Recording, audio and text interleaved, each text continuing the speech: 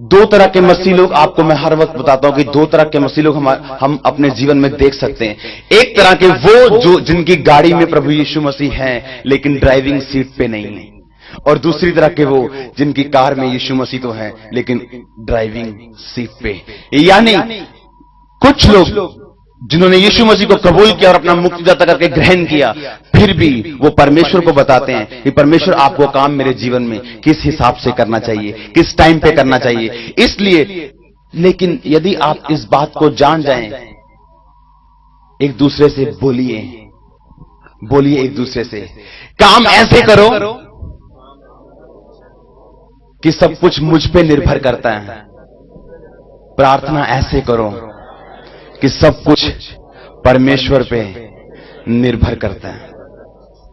आपने जब परमेश्वर का काम करना, आपने जब परमेश्वर के कामों को करना, आपने कुछ भी करना है, आपकी ड्यूटी को, आप सब वॉलंटियर, आज वॉलंटियर मीटिंग है, आपने उस रीति से करना है कि ये सब कुछ मुझ पे निर्भर करता है। अगर मैं इसे अच्छी रीति के साथ नहीं करूंगा तो ये नहीं होगा। लेकिन प्रार्थना इस रीति से करनी है कि सब कुछ परमेश्वर पे निर्भर करता है। क्योंकि जब हम अपने जीवन की परिस्थितियों को देखते हैं और प्रार्थना करते हैं और एक्सपेक्ट करते हैं कि परमेश्वर हमें जवाब दे, जब हमारा जवाब लेट होता है तो हम परमेश्वर को कुड़कुड़ाना शुरू कर देते हैं। हम ये नहीं जानते कि हमारा काम केवल प्रार्थना करना है, जवाब किस रीति से और कैसे उत्तर देना है ये परमेश्वर का काम है। बाइबल में लिखा, जब दानियल शेरों की मान में जा रहा था, उसका काम केवल प्रार्थना करना था और उसने कहा कि हे परमेश्वर, मैं जानता हूं मैं शेरों की मान में जा रहा हूं, मैं जानता हूं कल मेरी मौत है, लेकिन मैं आपसे प्रार्थना करता हूं और मैं आपका धन्यवाद करता हूं। मैं जानता हूं आप मेरे साथ हैं, आप बचाएंगे तब भी, नहीं बचाएंगे तब भी, क्योंकि दानियल जानता था प्रार्थना करना मेरा काम है, लेकिन प्रार्थना करना इस रीति के साथ कि सब कुछ परमेश्वर पे निर्भर करता है। जब अब्राहम को आप ध्यान से पढ़ेंगे, उत्पत्ति 17 उसकी 15 आयत में पढ़ेंगे, क्या आप जानते अब्राहम को परमेश्वर ने किस रीति से बाहर निकाला? एक व्यक्ति था जिसका नाम अब्राहम था, और बाइबल में लिखा उसके पास कोई भी बेटा नहीं था, कोई बच्चा नहीं था, और परमेश्वर ने उससे एक वायदा किया कि अब्राहम, तू अपने देश को, अपने पिता के, अपने कुटुंब, अपने परिवार को छोड़ के और इस जगह को छोड़ के जो जगह मैं तुझे दिखाऊंगा तू वहां चला जा। और बाइबल में लिखा अब्राहम ने परमेश्वर की बात को माना, और बाइबल में लिखा परमेश्वर की बात को सुन के वो उस जगह को छोड़ के चला गया। और उसके बाद क्या हुआ, कितने साल बीत गए, उसकी पत्नी के, उसके कोई भी संतान नहीं हुई। जो सारा को परमेश्वर ने जो वायदा, जिस वायदे के साथ परमेश्वर ने उनको बुलाया था, वो वायदा उनके जीवन में पूरा नहीं किया। तब हुआ क्या, एक दिन 24 साल के बाद परमेश्वर का आत्मा, परमेश्वर का दूत अब्राहम के आगे प्रकट हो गया। और उसने क्या कहा, जब आप उत्पत्ति 17 में 15 में पढ़ेंगे तो वहां पे पूरी वार्तालाप लिखी है कि परमेश्वर का आत्मा जब अब्राहम के आगे प्रकट हुआ और परमेश्वर ने कहा, अब्राहम मत डर, तेरी ढाल मैं हूं, मैं तुझे बेटा दूंगा, मैं तेरे वायदे को जो मैंने किया था मैं उसे पूरा करूंगा।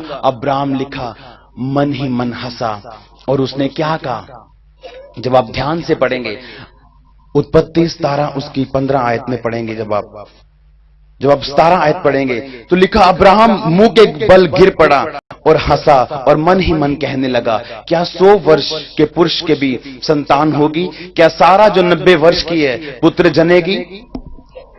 क्या आप समझ रहे हैं कि अब्राहम को विश्वास हो चुका था कि अब मेरे कोई भी संतान नहीं होगी। अब्राहम को यह फेथ हो चुका था कि जिस कारण परमेश्वर ने मुझे बुलाया था, जिस वायदे के साथ परमेश्वर ने मुझे कॉल दी थी और मुझे बुलाहट दी थी, अब वो वादा मेरे जीवन में पूरा नहीं होगा।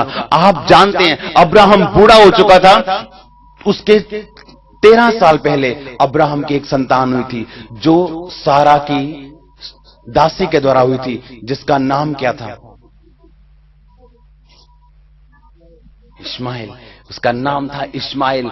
इस्माइल जब अब्राहम के जीवन में हुआ, जब परमेश्वर ने उसे दिया, तब वो इतना बूढ़ा नहीं था, लेकिन अब वो टाइम आ चुका था जब वो बिल्कुल बूढ़ा हो चुका था, जब वो 100 साल का हो चुका था, और वो जानता था अब उसके कभी भी संतान नहीं हो सकती। वो जानता था कि अब उसके वो वायदा पूरा नहीं हो सकता, वो जानता था। लेकिन जब परमेश्वर ने उसे दर्शन दिया और बोला, तेरा अत्यंत प्रतिफल मैं हूं, और परमेश्वर ने उसे वायदे को याद करवाया, बाइबल में लिखा, तब उस परमेश्वर ने उसे कहा, तेरा नाम अब्राहम नहीं अब्राहम होगा, तेरी पत्नी सारे का नाम सारे नहीं सारा होगा। एक बात जिसके लिए मैं आपको बताना चाहता हूं वो ये है, अब्राहम को पता चल चुका था अब उसके कोई भी संतान नहीं होगी, फिर भी वो परमेश्वर के पीछे था।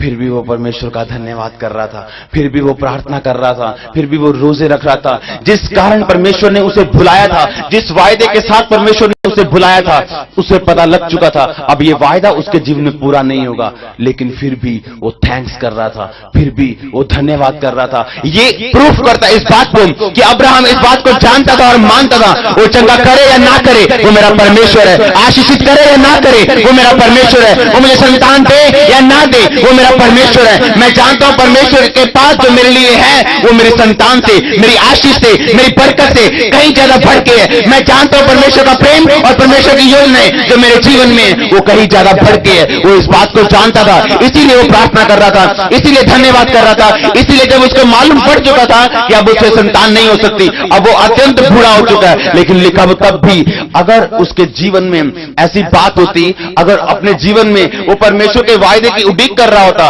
कि इस साल अगर वायदा पूरा नहीं किया तो प्रभु को छोड़ दूंगा, इस साल अगर वायदा पूरा नहीं किया तो प्रभु को छोड़ दूंगा, अब की बार अगर चंगा नहीं हुआ तो प्रभु को छोड़ दूंगा। लेकिन लिखा ये इस बात का सबूत था कि अब्राहम बोलता था कि वो चंगा करे ना करे लेकिन वो मेरा परमेश्वर है। तभी जब 24 साल के बाद परमेश्वर का आत्मा और परमेश्वर का दूत उसके सामने प्रकट हुआ, उसने फिर यही बात बोली कि क्या अब इस 100 साल के बूढ़े व्यक्ति के संतान होगी, क्या 90 साल की सारा भी पुत्र जनेगी? लेकिन परमेश्वर ने कहा हां ऐसा होगा, क्योंकि जो मेरे मुंह से निकल चुका है वो पूरा होगा। लेकिन एक बात आप याद रखिए, क्या परमेश्वर ने आपको चंगाई का वादा देने के बाद अपने पास बुलाया? क्या परमेश्वर ने बरकत का वादा देने के बाद आपको अपने पास बुलाया? और क्या आज भी आप बरकत का इंतजार कर रहे हैं? क्या आज भी आप उस वायदे के पूरे होने का इंतजार कर रहे हैं? एक बात याद रखिए, एक बात याद रखिए, परमेश्वर तब तक आपको परखेंगे जब तक आपका शरीर मर नहीं जाता है, यानी आप अपनी मैं में मर नहीं जाते। जब तक अब्राहम को अपने शरीर पे विश्वास था, बेटा नहीं हुआ। जब तक उसे अपने शरीर पे कॉन्फिडेंस था, बेटा नहीं हुआ।